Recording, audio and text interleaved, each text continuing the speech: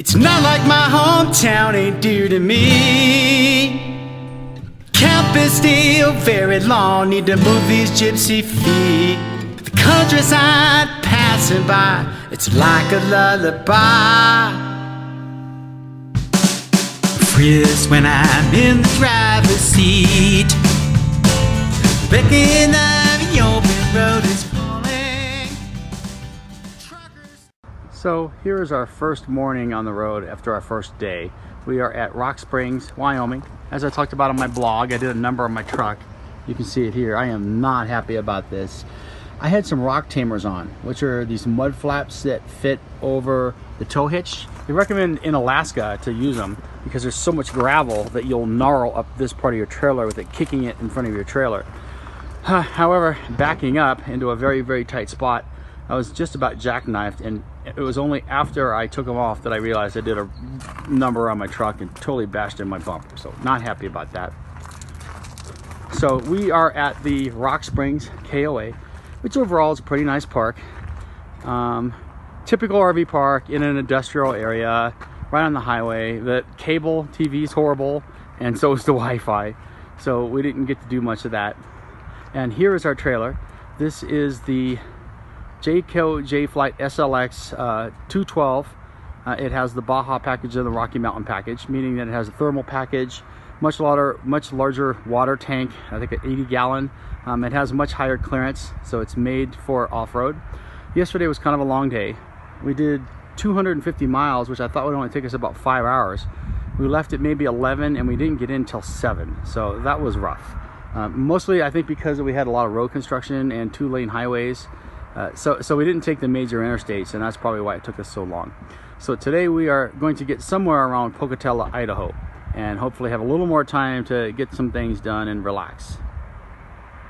Hi, I'm Jenny, and welcome to our Jayco J-Flight SLX Baja Edition Rocky Mountain Package Big Deal Camper. This is how I've set it up for our trip to Alaska. All right. Most importantly, the TV. This is a great feature. Coming out like this TV stand coming out like this. Couch right here. Awesome. We used to have to, I know that this is like, you know, oh poor baby, but we used to have to sit on the bench seats, you know, and kind of watch it like this. And now I can watch it straight on, which is kind of awesome. Dinette. Lots of windows. This is what I love. And I know if I open this, are you going to be able to see it still? The sun will probably go bright. At There's some the point Alaskan we're going to map get a that shot made of me this, mad. but this window is, let me just try and see. This window's amazing. The view's not that great today, but this window's amazing. We've never really had a lot of light in any of the rigs that we've had either, which is great. So that's a really welcome feature. Windows here, windows here. Great cabinet space above the couch. Everywhere.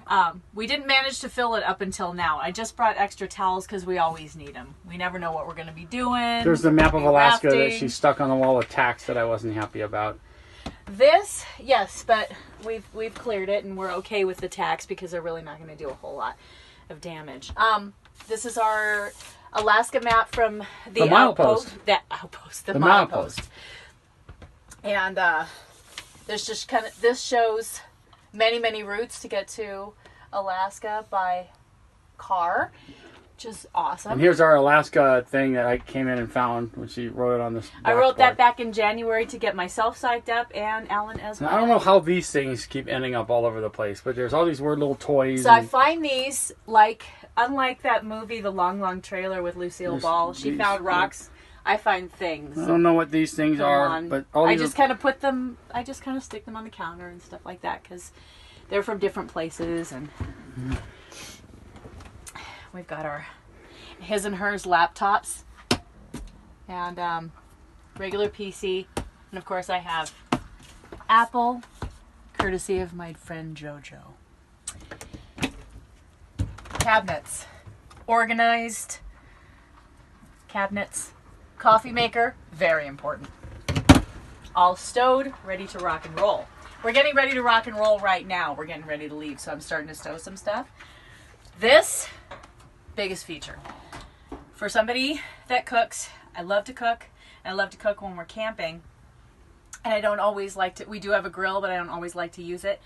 3-burner stove, oven, awesome. Cabinets.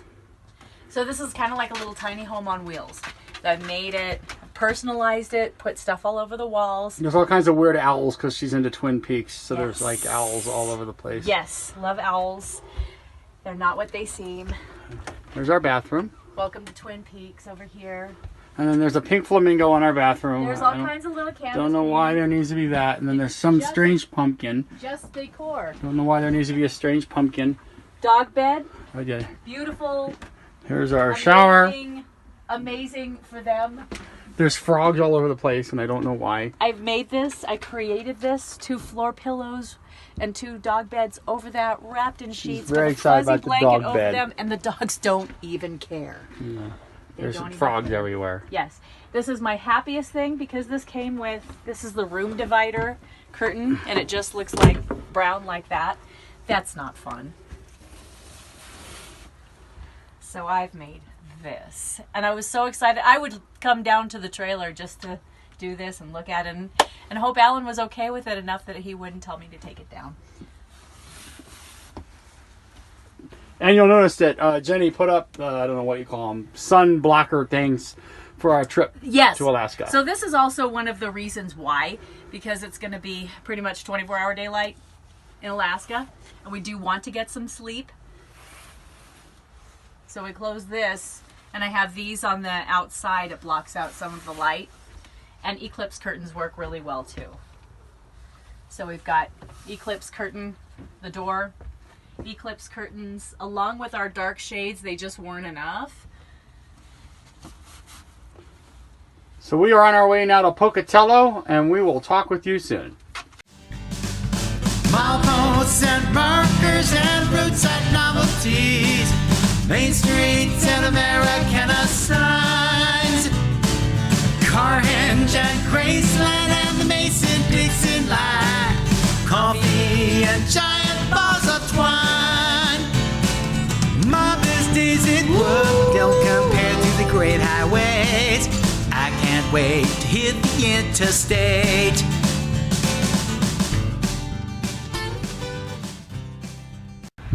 So here we are at the Buffalo Meadows campground in between Pocatello and Blackfoot, Idaho. This was the surprise of the day. So first of all, we drove about 253 miles.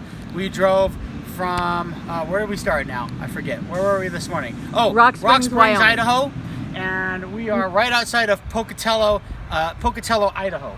We And started off in Wyoming. Rock Springs, Wyoming. And what's cool about this is what we've been trying to do is go on the cheap every few days, so boondock or something like that, and then maybe every 3 days go to an RV park where we can do our laundry and use our Wi-Fi and all that. So, but we found this place because we had a really hard time finding a campground in Pocatello, and it was $27, which we thought was really reasonable.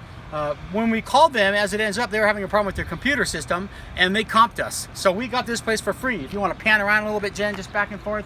So this is an RV park with water, sewer, electric. It's about 10 miles from Pocatello. It's right next to a casino. They have a buffet here.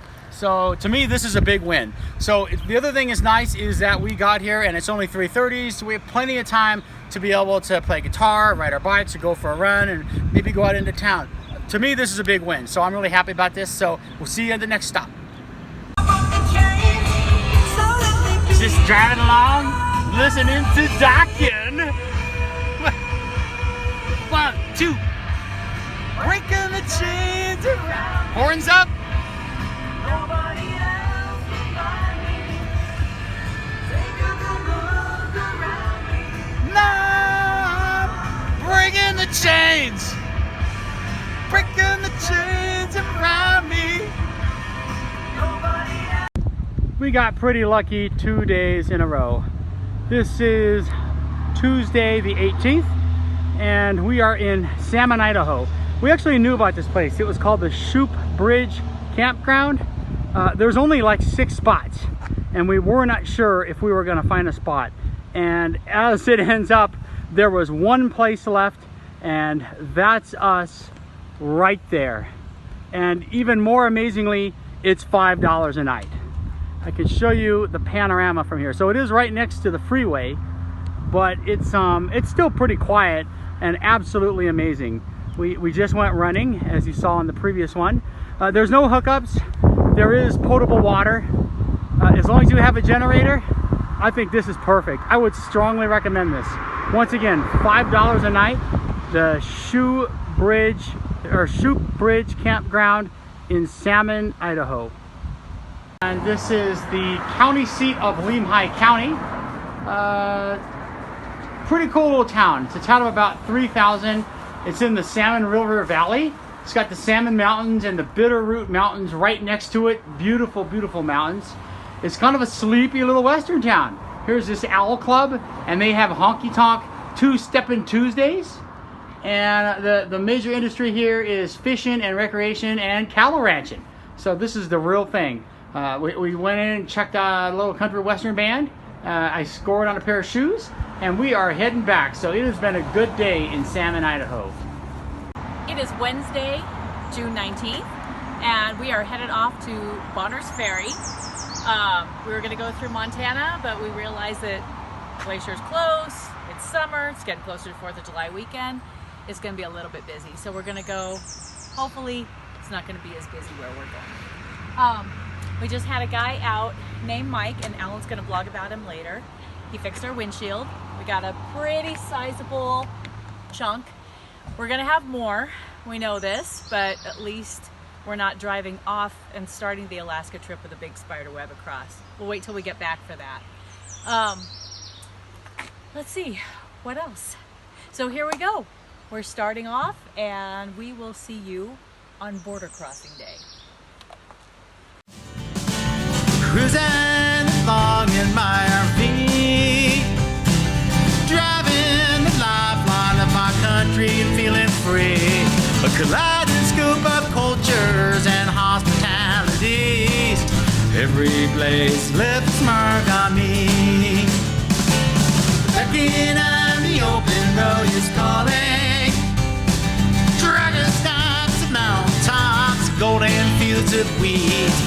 When I think I've had enough, we'll land in too late. I can't wait to hit the interstate. It is 6 o'clock on Wednesday, the 19th of June. We are in Sandpoint, Idaho. That there is Lake Penderel, which is a very, very huge lake in Idaho. We're about an hour north of Coeur d'Alene. The RV park is right there. Unfortunately, there are train tracks that are right there, and the trains are very loud and they roar by. So I'm not sure if they go all night. I really hope not. I might be buying some earplugs.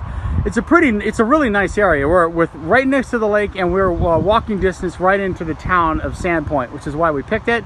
It's a little pricey. It was $42 a night, but we got the last 2 nights free. It's part of the Best Western, so we have full amenities to the hot tub and to the pool and all that stuff. We left at 10 this morning. It took us about 8 hours. We drove through the Salmon River Scenic Byway, which was unbelievable. And then we came into Bitterroot Valley and took Highway 200 through Montana. It was also beautiful. The Clark Fork River is extremely big. I had no idea that it was that large and very beautiful and green.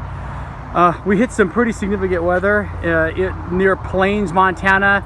Big clouds and pelting rain, extremely windy. I was a little nervous about the trailer, but we got through that okay. So we're getting settled in, and Jen will take the dogs for a walk.